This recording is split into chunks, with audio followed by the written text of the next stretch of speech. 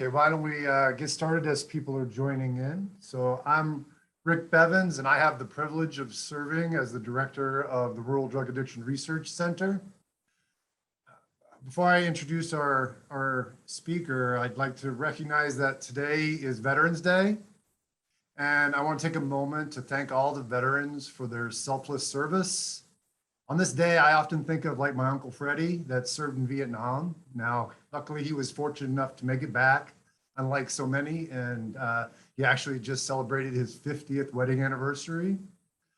And then I also think about my grandpa Elliot, who is no longer with us, but he served in World War II, and when I was a kid, he sort of taught me the love of fishing. So just a moment of sort of pause here to thank you for your service, and just to reflect on all of our loved ones and to thank you.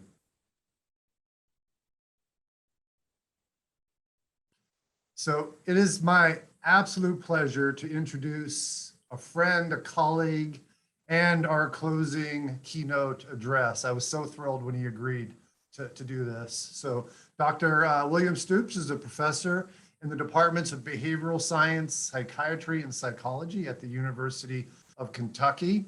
He got his bachelor's degree in psychology from Davidson College, and then a master's degree and his PhD at the University of Kentucky. So he has been a wildcat for a long time. His research evaluates the behavioral and pharmacological factors that contribute to drug use disorders, focusing primarily on stimulant drugs. He has a very extensive publication record. In my NCBI, it lists 138. And of course, we all know that system doesn't do the greatest job of counting everything that you have out there.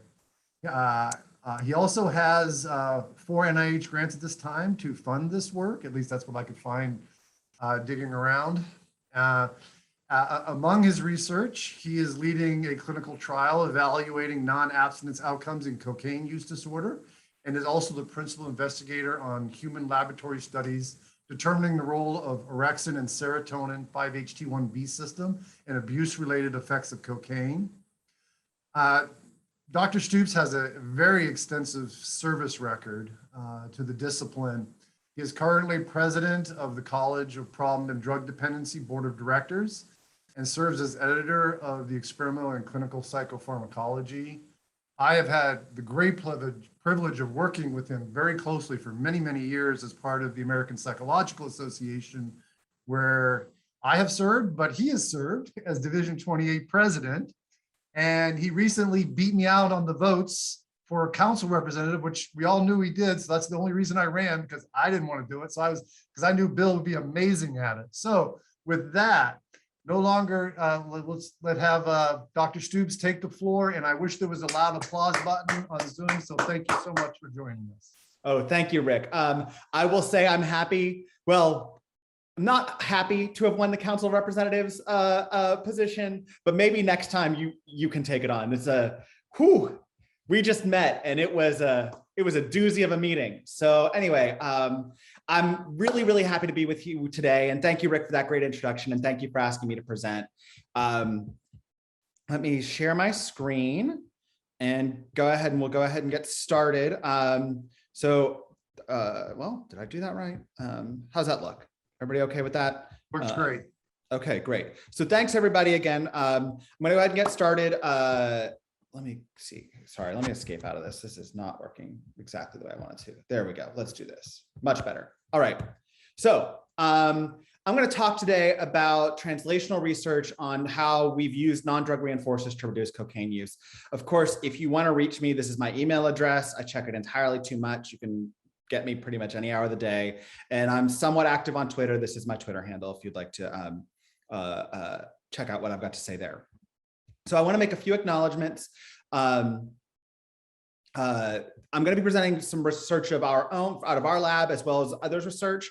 Most of this was funded by NIH, but I want to make clear that the opinions I'm expressing today are solely my own and do not represent NIH's views, and I have no relevant conflicts of interest to declare. So I've got 3 objectives for today's talk. First, I want to provide an overview of US substance use epidemiology and focus on cocaine.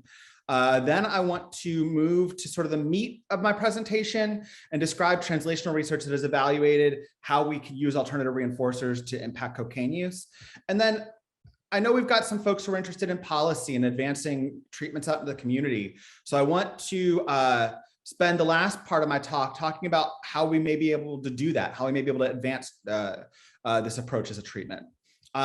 Considering existing models of this treatment approach and policy, as well as thinking through some of the criticisms that have been levied about this approach.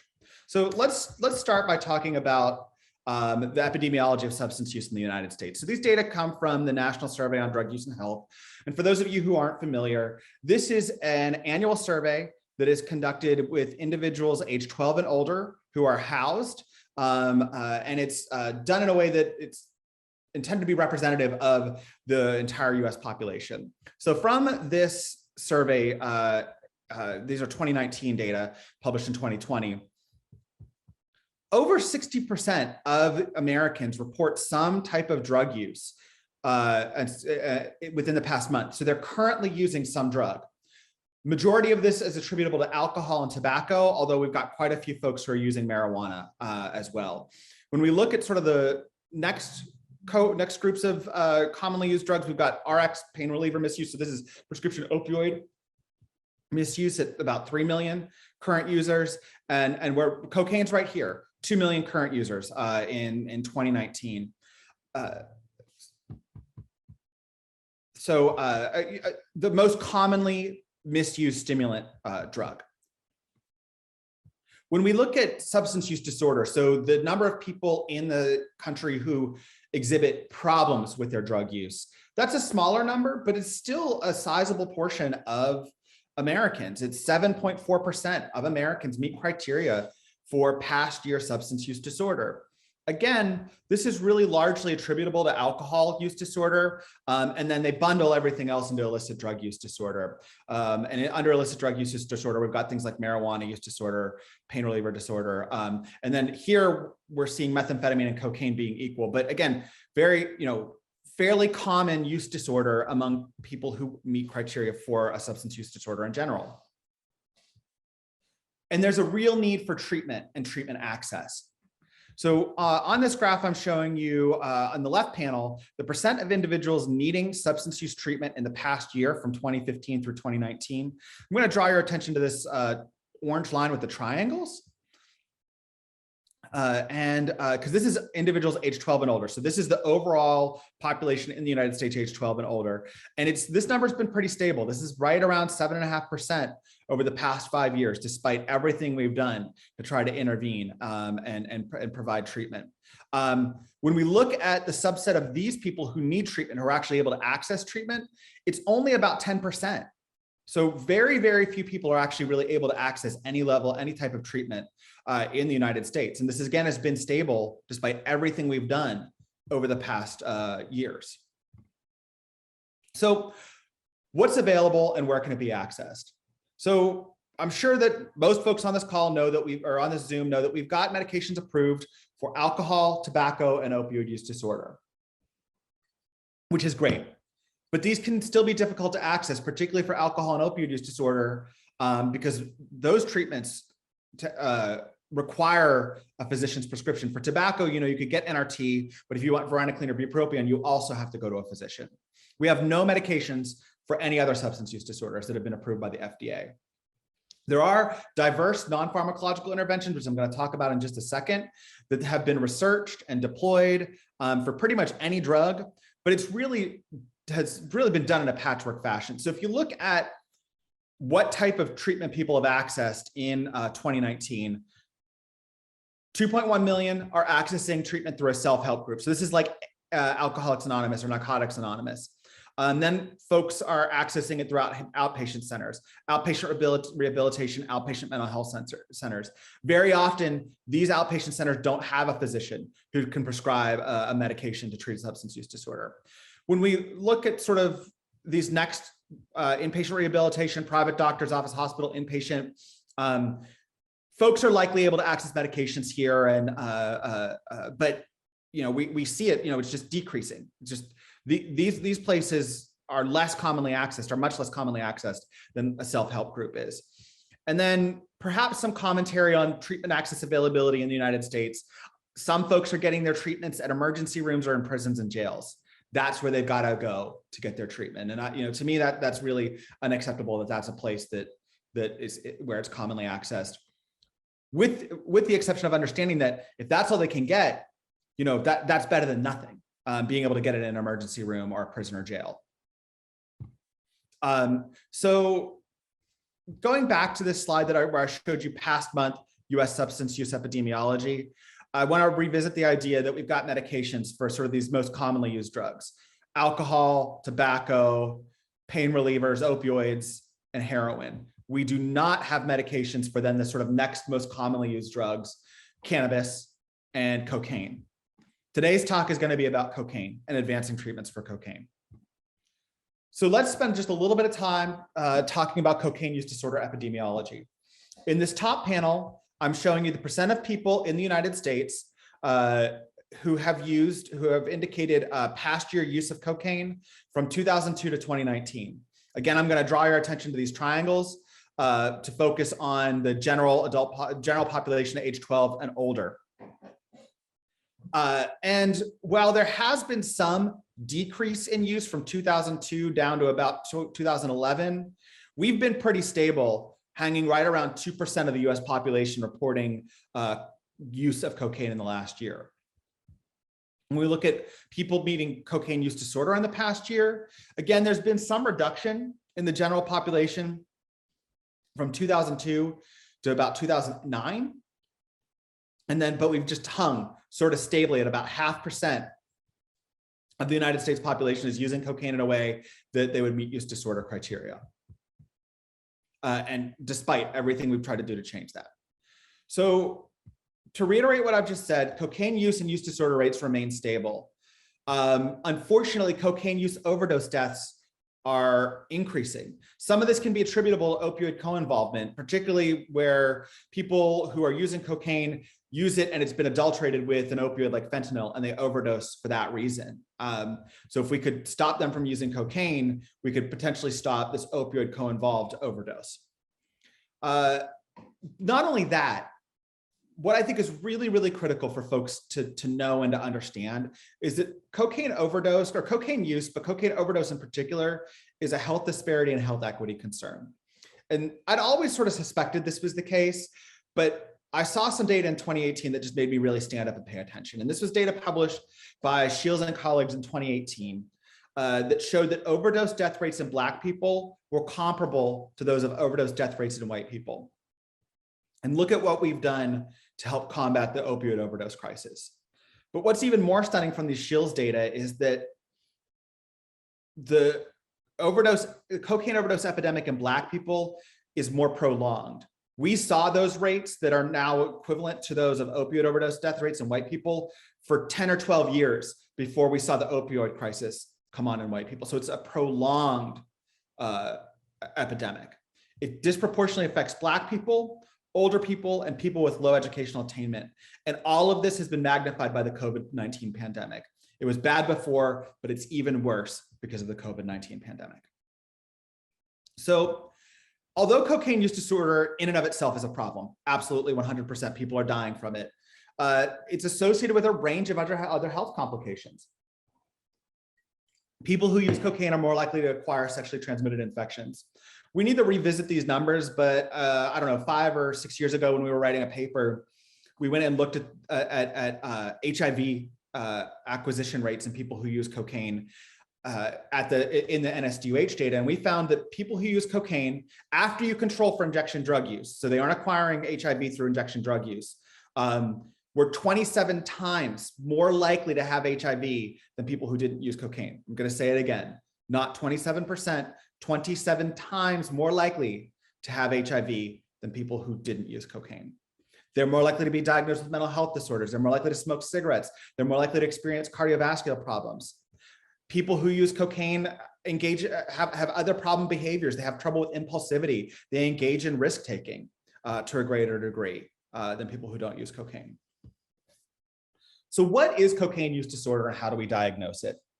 So on this slide, I'm showing you the 11 bullets that are 11 bulleted points that are abbreviated versions of what the DSM-5 criteria are that an individual can endorse to meet cocaine use disorder. And I've underlined some key phrases here: taking more cocaine than you intend, or using longer than intended, trying to cut down or stop your use, but being unable to do so, continued use in the face of problems, or continued use in harmful situations. So we define cocaine use disorder by drug-taking behavior, particularly by dysregulated drug-taking behavior. And that leads to how the FDA has thought about approving a pharmacotherapy for cocaine use disorder. The FDA wants any medication that you bring forward as a treatment for cocaine use disorder to completely disrupt this behavior. What the FDA wants to see is a medication that promotes complete abstinence from cocaine in the final 3 weeks of a clinical trial to a greater degree than placebo. That's a really, really high bar. And I think that's part of why we don't have a medication to treat cocaine use disorder. Non-pharmacological interventions can target use, but something that's nice with non-pharmacological interventions is that we aren't tied to that FDA complete abstinence bar. Non-pharmacological interventions can target other outcomes. So what do we have that's available? So I've said it, I'm going to say it again. There are no approved medications for cocaine use disorder. In a paper we wrote with Paul Zodi in 2016, there were more than 60 medications that had been tested in 100 clinical trials for cocaine use disorder. Nothing has been advanced. Agonist treatment, as shown in this more recent meta-analysis, specifically use of amphetamine isomers in cocaine use disorder, is effective, but has yet to be advanced for a number of reasons. And that could be something we can talk about at the end of the presentation if you'd like. We do have some behavioral interventions that have shown efficacy. These 4 interventions have been endorsed by NIDA as having an evidence base to support their use in cocaine use disorder. So we've got cognitive behavioral therapy, community reinforcement with abstinence reinforcement, which is really what I'm going to be focusing on today, individual and sort of group drug counseling. Again, going back to that point about where people access treatment in general, there's no universally used or approved approach for treating cocaine use disorder. And I think that's contributing to some of our problems, why we're seeing persistent, stable levels of cocaine use and cocaine use disorder in this country. What I'm going to spend the rest of today talking about is translational research that shows the utility of using alternative reinforcers as a very powerful way to reduce cocaine use. So I'm going to start with preclinical research. For those of you who know me, I'm a human laboratory researcher, but I started in a preclinical lab, and everything I do is always founded on preclinical work.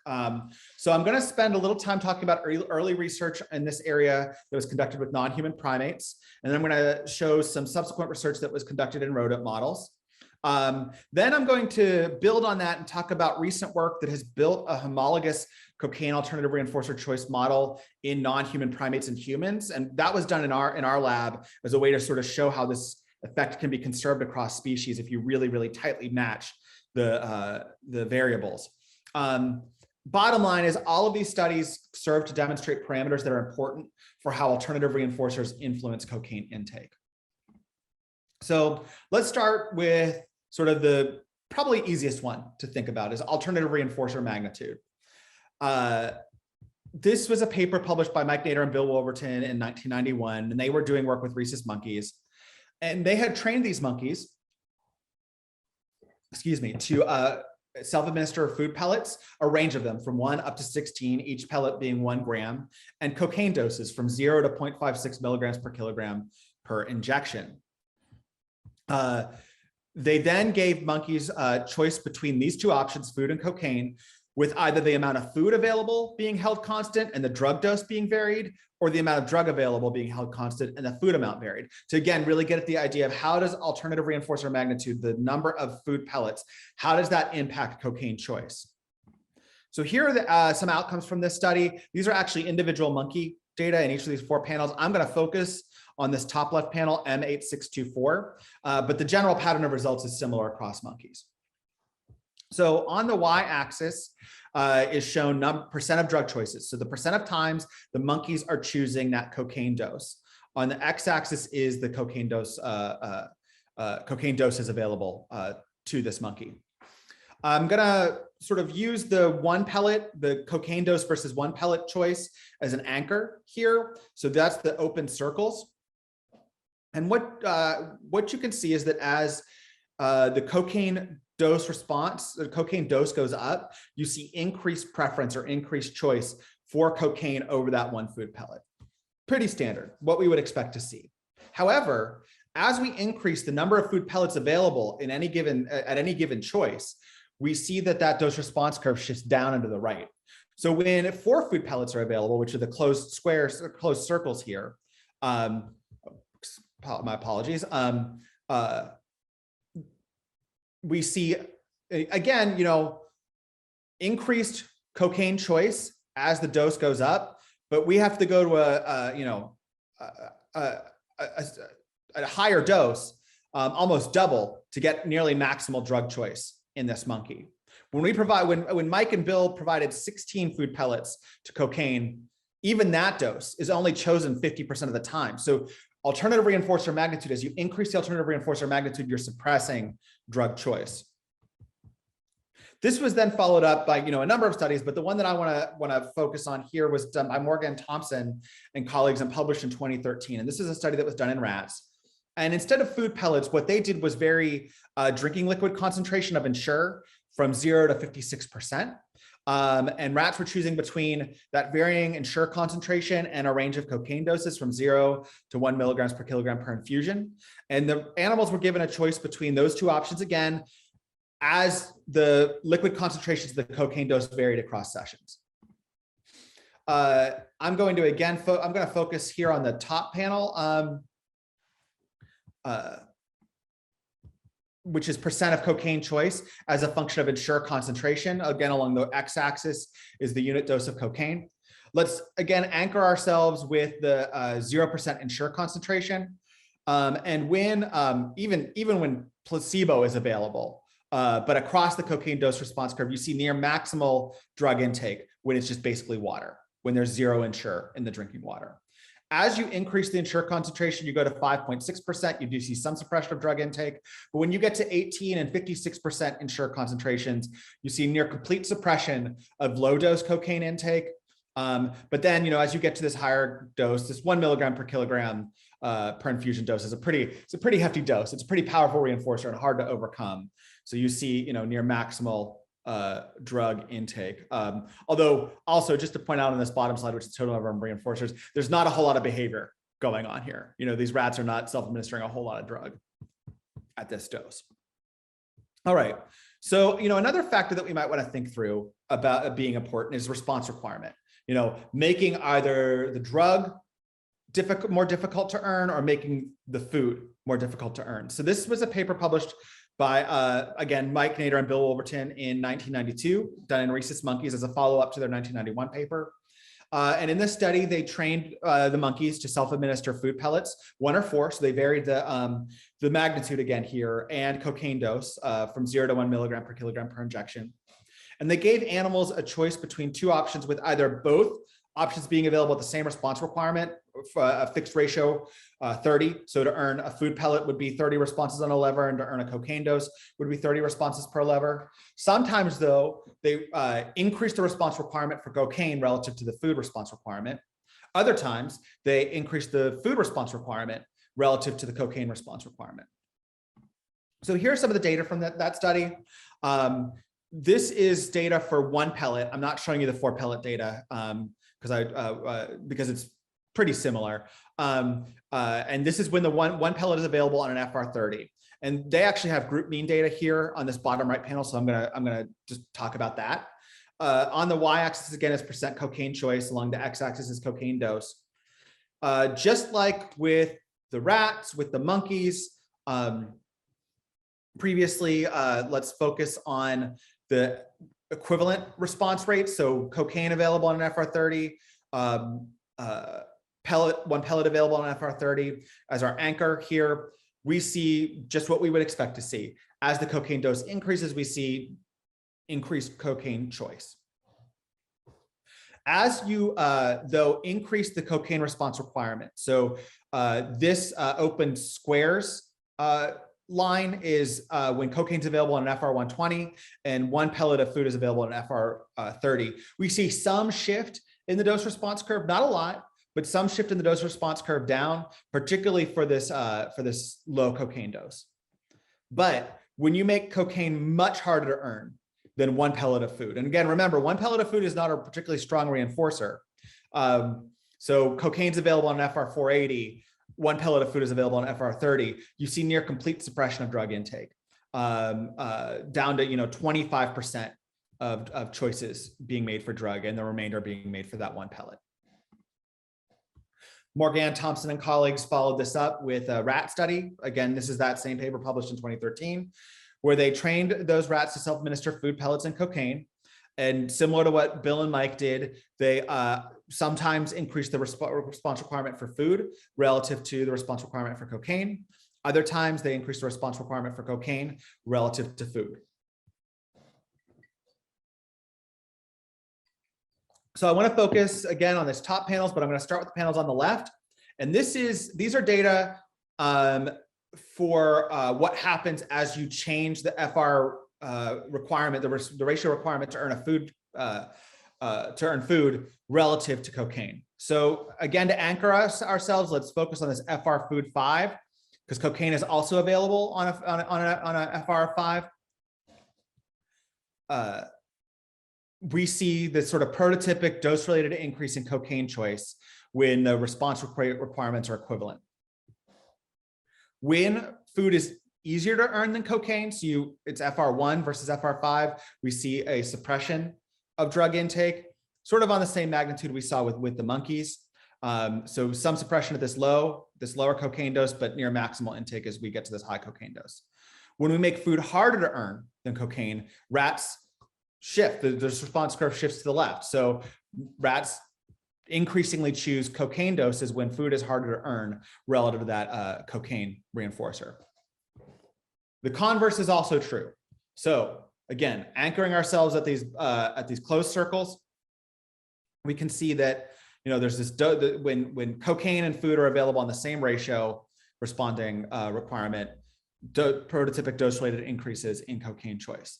When we make cocaine easier to earn, we do shift the curve. We see that the curve is shifted up a little bit, again, at this low cocaine dose.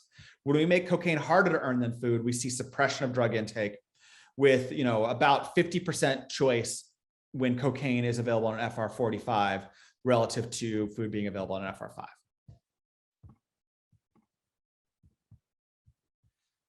All right. Let's move to just a summary of the preclinical findings. So cocaine choice is responsive to the presentation of alternative reinforcers. It's not this magical thing that doesn't respond to the presence of alternatives. I think that we all in the field recognize that cocaine is a powerful reinforcer and changing cocaine taking can be really difficult, but it's absolutely achievable that as you increase that alternative reinforcer magnitude, you decrease cocaine intake. As you make the alternative reinforcer easier to earn relative to cocaine choice decreases. Just like I said, though, the reverse is also true. If you flip these things, you can increase cocaine choice. Not something we would necessarily want to do, but just sort of shows the lawfulness of this relationship. I want to just note that many other parameters like deprivation or satiation from food or cocaine, prior history of self-administration have been evaluated. I'm not able to speak to those today and actually keep in my allotted time. So, but I do want to just spend a little time talking about work that our group has done with colleagues at VCU to develop a homologous human non-human primate model. So this This was a series of studies. The first paper with the monkeys was published by Amy Johnson. And then the second paper with the human results was published by Josh Lyle, who was actually the PI for the whole protocol, done in rhesus monkeys and humans. And again, we did this because, you know, the idea of translation is really, really important, but there's so many sort of differences between animal models and human models. We wanted to try to make the models as tightly connected as possible. So we had monkeys, we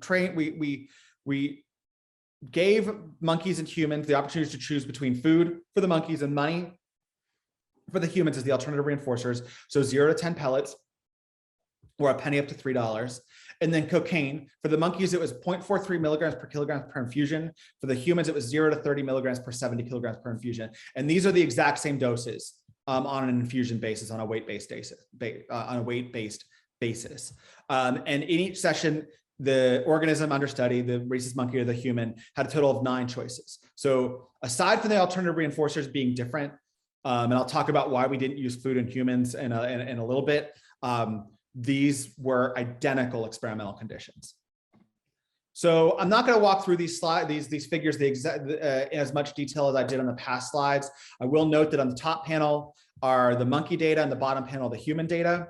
And as the panels go across, it's the alternative reinforcer increasing in value from left to right. So 1, 3, and 10, a penny, $1, and $3. What I want to note is that across these instead of percent cocaine choice, it's number of trials that they chose drug. So, or that they made a choice for drug or money, or omitted their responding. So it's not a percent choice so much that in these figures, but the cocaine, and with cocaine dose along the x-axis. The point from the previous slides remains the same. As you increase the cocaine dose across all of these conditions, you see increased cocaine choice, exactly what we would expect. However, as the magnitude of the alternative reinforcer increases, you see suppressions in drug intake relative to lower alternative reinforcer magnitudes. I want to spend a little bit more time though on this slide. And this was, you know, our way of really understanding how homologous this model was.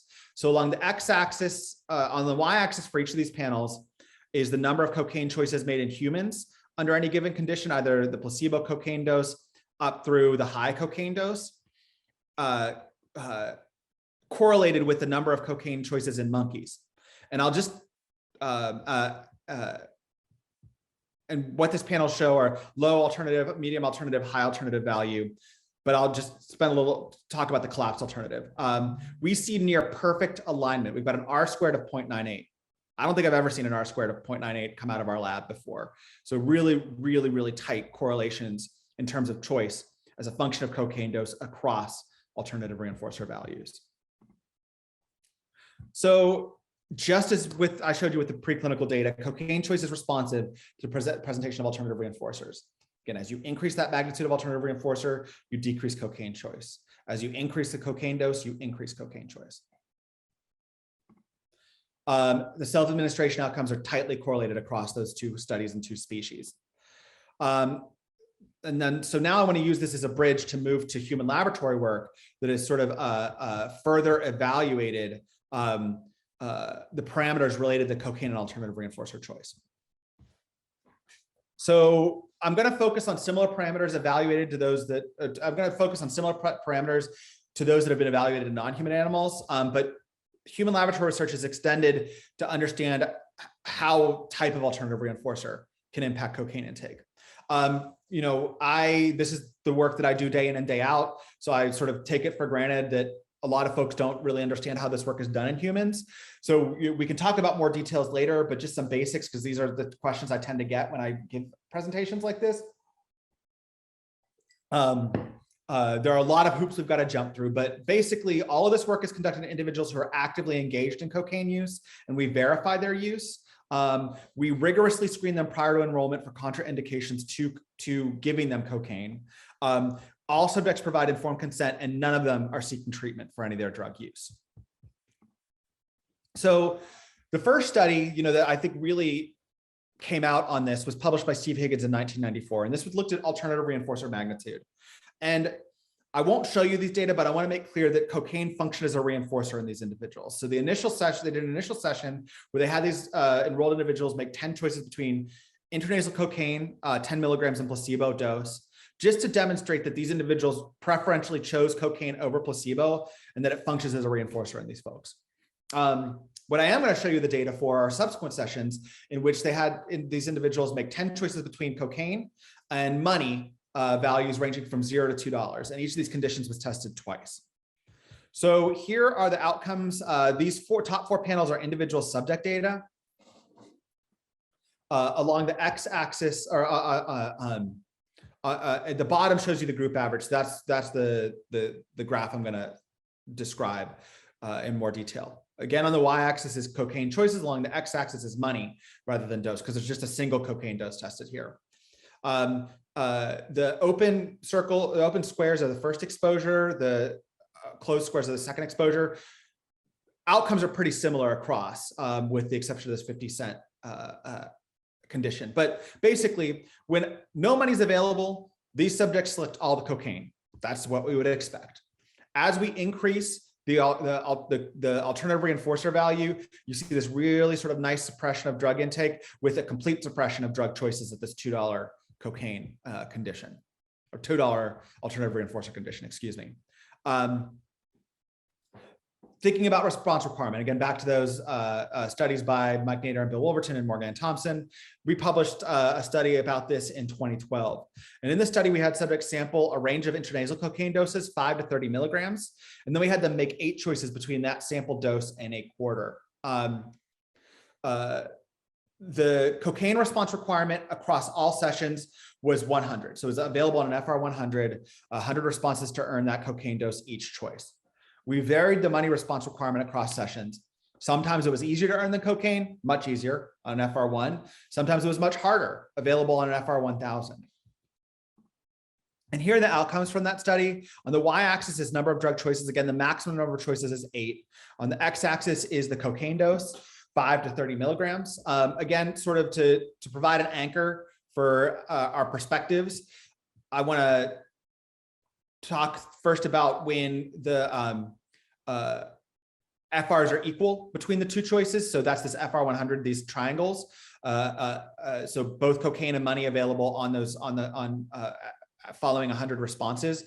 We see a dose-related increase in cocaine choice that flips over at this high 30 milligram dose. We don't often see a bitonic dose response curve in humans, but every so often we do observe one.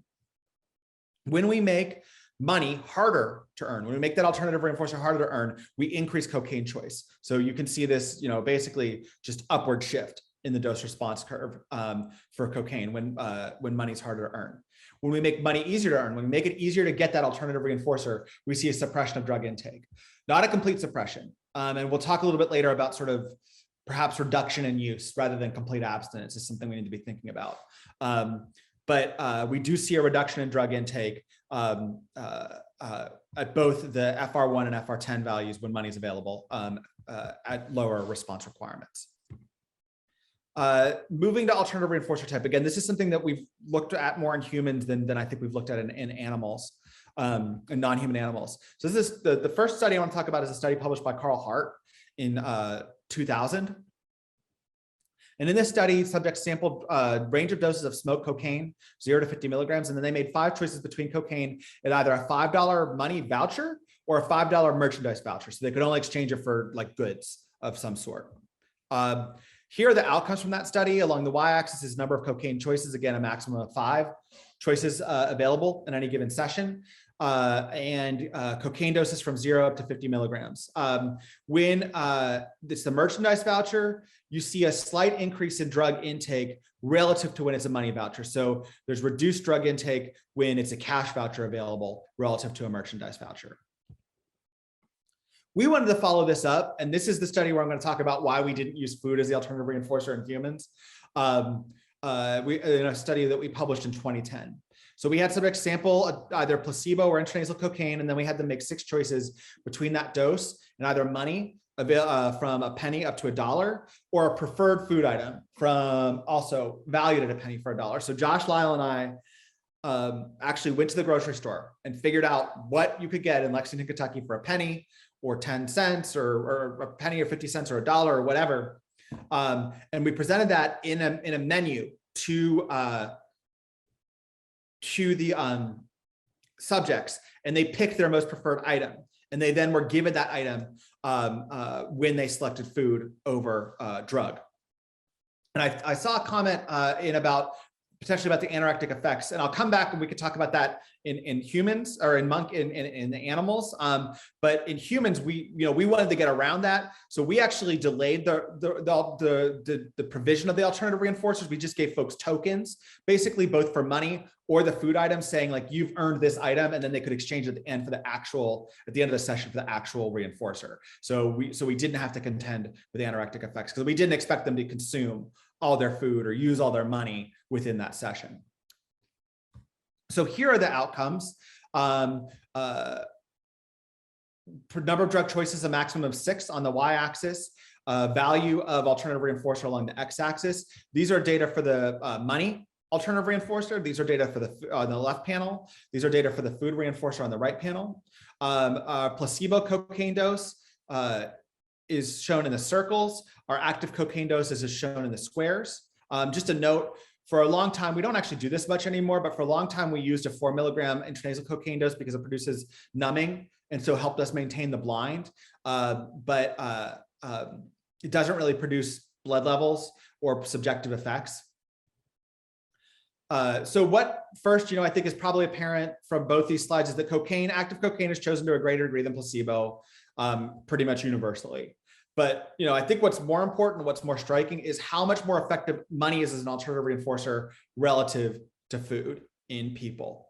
So when we look at active cocaine dose choice, we see pretty strong suppression of drug intake, such that they're only really choosing about 1/3 of the doses that are available across these range of alternative reinforcer values. There is some effect of value, such that the dollar is suppressing it more than a penny, but it's not quite as robust as we had seen sort of in the monkey and the rat data, with the magnitude being really, really important.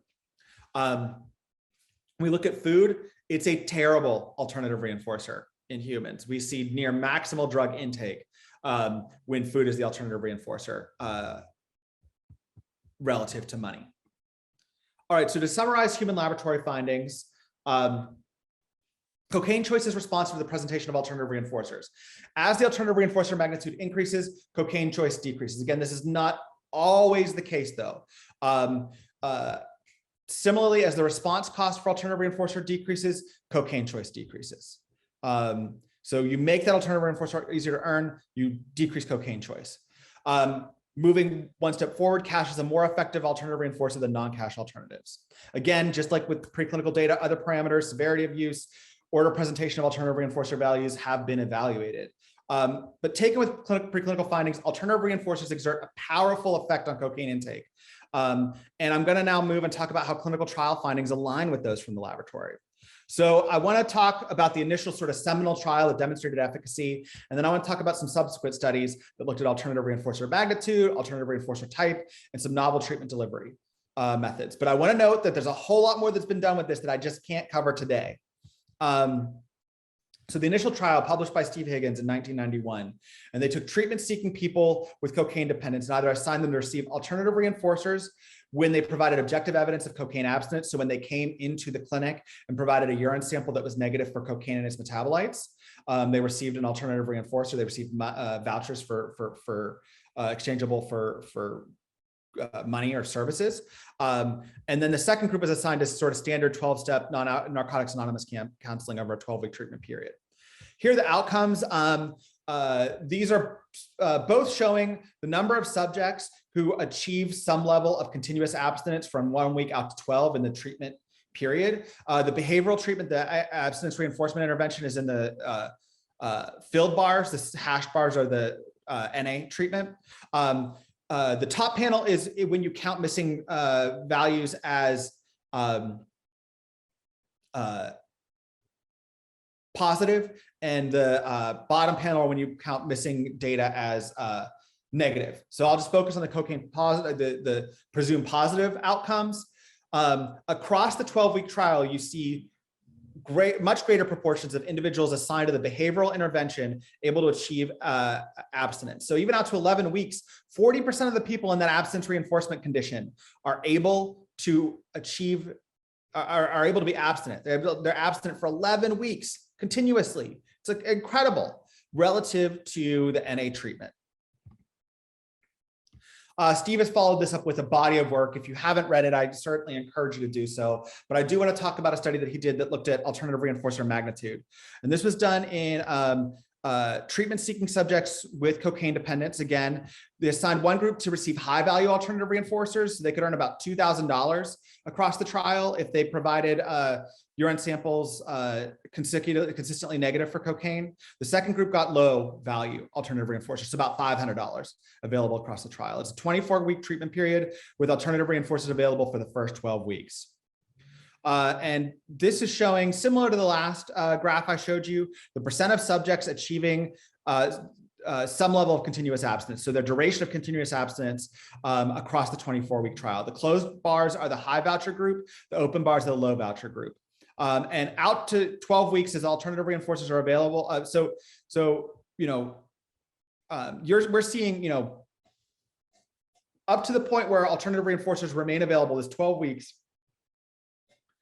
40%, again, in this high voucher group are able to achieve that level of abstinence. It's just, again, incredible. But even after the alternative reinforcers go away, we see people able to achieve, 20 to 30% of people able to achieve 22 weeks of abstinence from cocaine continuously. Just really, really incredible. Nothing we would typically, we see with any other intervention. Thinking about alternative reinforcer type, this was a study published by Ryan Vondre in 2007.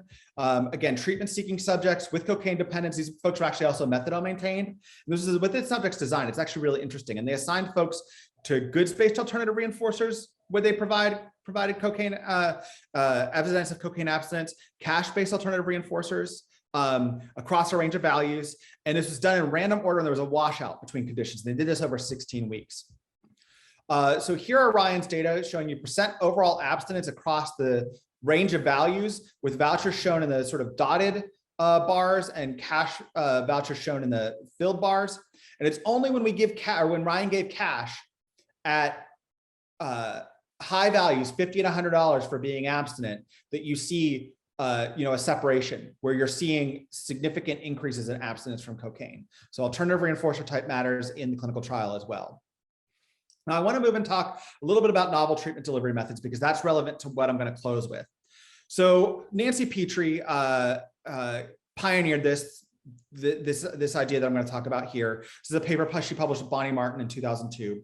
And this was done in response to concerns about how expensive it is to provide an alternative reinforcer, particularly a high value alternative reinforcer, every time somebody provides objective evidence of having been abstinent.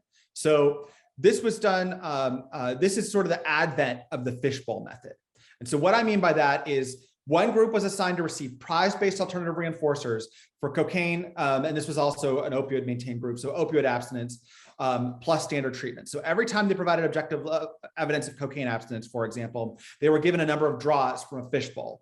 And in that fishbowl are slips of paper that say, some of them say, great job, keep it up. So, no reinforcer at all, except for sort of a positive message and affirmation. Sometimes there's a low value, but sometimes there's a high value. So, it's a relatively inexpensive way to provide alternative reinforcers that don't mean you're delivering an alternative reinforcer that has a high value every single time.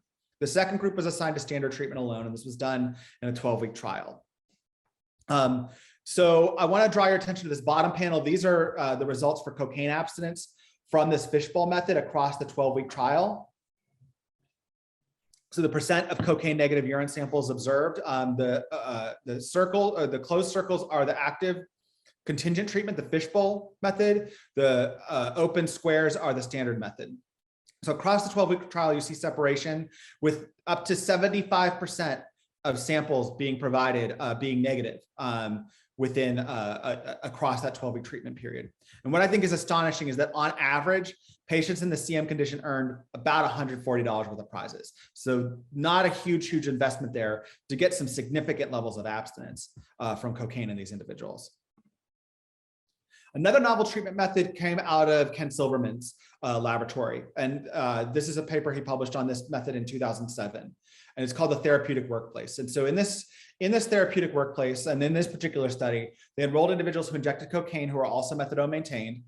And they enrolled them in the therapeutic workplace where they could earn $10 per hour in vouchers.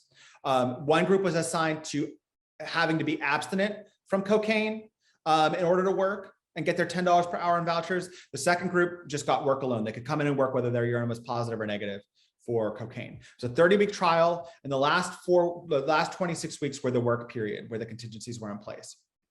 So in the baseline period, so that first 4 weeks of that 30-week trial, when you look at work only or abstinence and work, you see relatively low levels of cocaine negative urine samples. What does that look like? About 5 or 10%.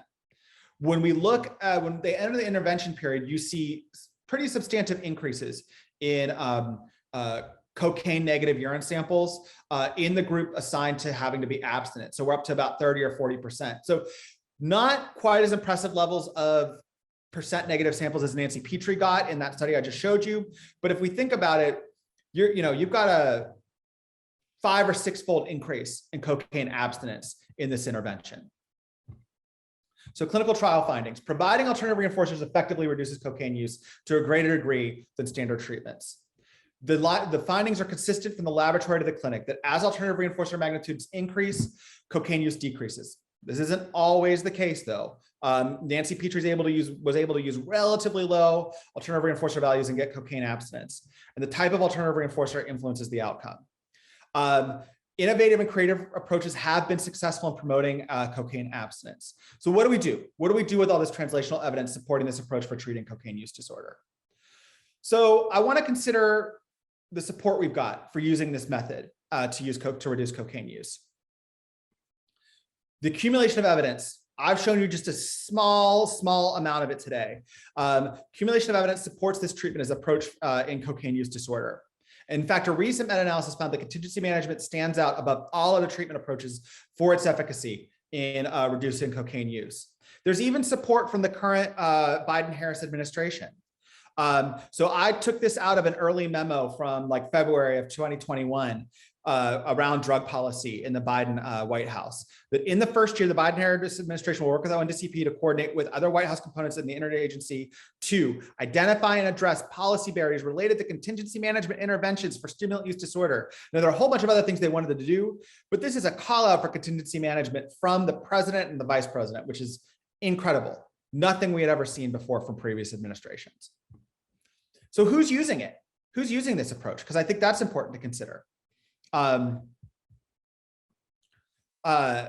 The United States VHA, Veterans Health Administration, so speaking of veterans today, uses this as an evidence-based approach. The United Kingdom National Health Service uses it. For a while, California was considering it. And in fact, their House passed a bill that allowed their Medicare or Medicaid program to use contingency management to treat substance use disorder. But unfortunately, Governor Newsom vetoed that bill. He was concerned that the state needed to conduct a pilot project. To me, I feel like there have been enough pilots if I've shown you all the data, but there are concerns about cost. And I'm going to talk about that in a second because it was really opposed by the finance department. It had bipartisan support, but the California finance department had concerns about it. So what do we do next? We continue to advocate as researchers for use of this effective approach because there's nothing else available to offer people in need of treatment. We don't have medications. It's hard to access other treatments. So we need to continue to advocate for the use of this. And we need to consider the ongoing criticism. We're going to talk about each of these in turn, but I would also encourage you to check out this website, and I can give Callie my slides that really does a nice consideration of the pros and cons of contingency management for treating cocaine use disorder. So first, is that it costs too much? Absolutely. Traditional abstinence reinforcement approaches can be very costly on a per patient basis. So individual clinics can't implement it, but these large scale health organizations like the VHA or the NIHS are able to adopt it. So maybe that's what we've got to be thinking about. And there are adaptations that can reduce costs. The fishbowl approach, you can see effects with people earning as low as $40 to $70 The therapeutic workplace can offset costs because people are earning an income from that work.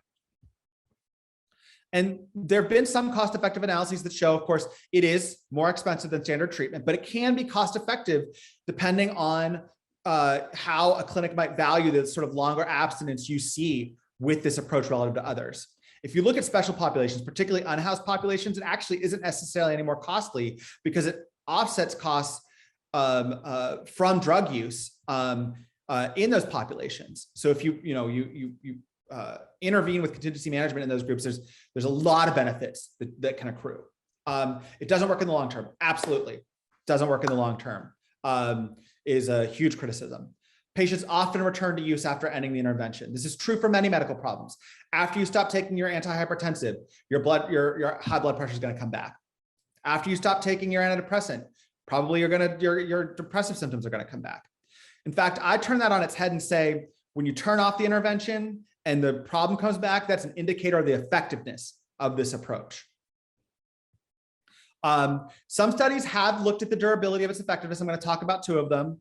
And then there's also this idea that you can combine treatments to make them more effective in the long run, particularly the sleeper effect. The idea that you put CBT and contingency management together. Contingency management works in the short term, then the CBT sort of sleeper effect takes hold and folks are able to really apply what they learn in CBT to promote abstinence in the long term. And I'm going to show you some data from that from a study in 2014. So durability of effects. These are from that Higgins high-low voucher alternative reinforcer study from 2007 or trial from 2007. And I want to draw your attention to the follow-up.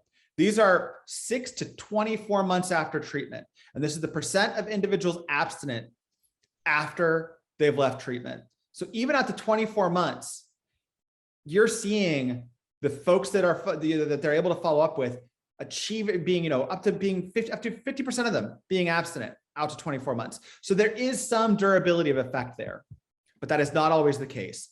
As Kim Kirby showed when you have, in this study, she either had folks receive sort of standard treatment where it sort of turned off after 12 weeks or receive extended treatment out to 36 weeks of alternative reinforcers. So as long as the reinforcers are in place, these black circles here, you see, 30 to 40% of the samples being abstinent. When you turn it off again, it goes, the effect is not durable. So, I think that is a legitimate criticism.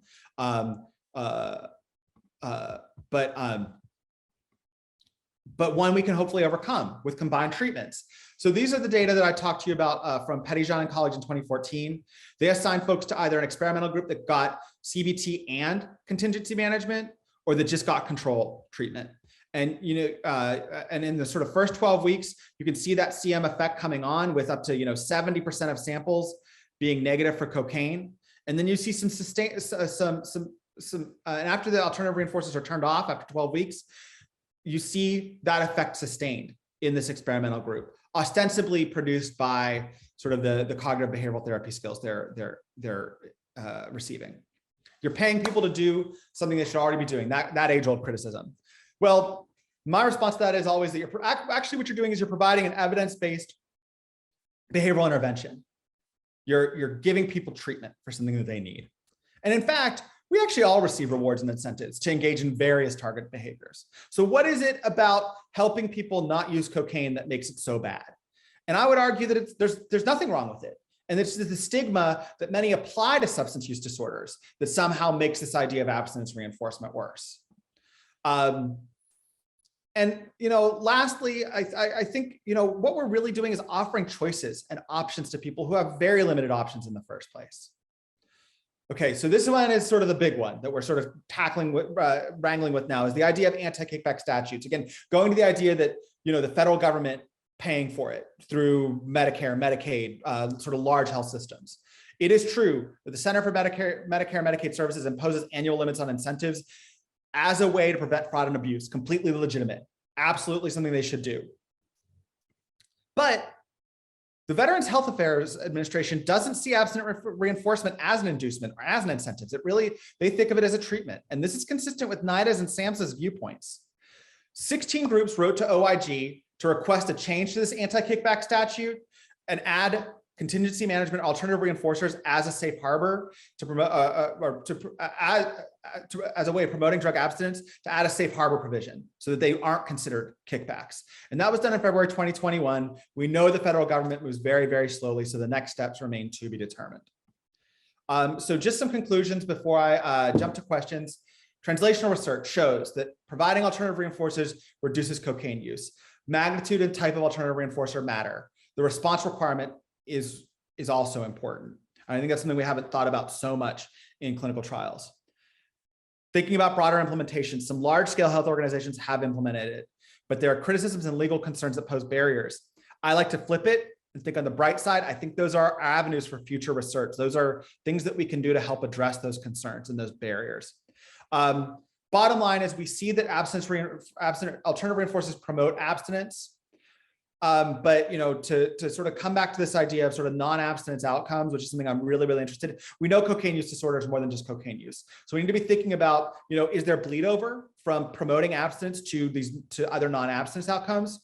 Or could we even use this intervention to target other outcomes and not even really spend too much time thinking about abstinence and thinking about what the patients need? When you talk to somebody with cocaine use disorder, sure, they want to stop, but they also want to have better relationships with their family. They want to, be more engaged in a job. Lots of times the use seems secondary to them relative to other sort of quality of life things. And so with that, I will stop and take questions. So thank you all very much for your attention.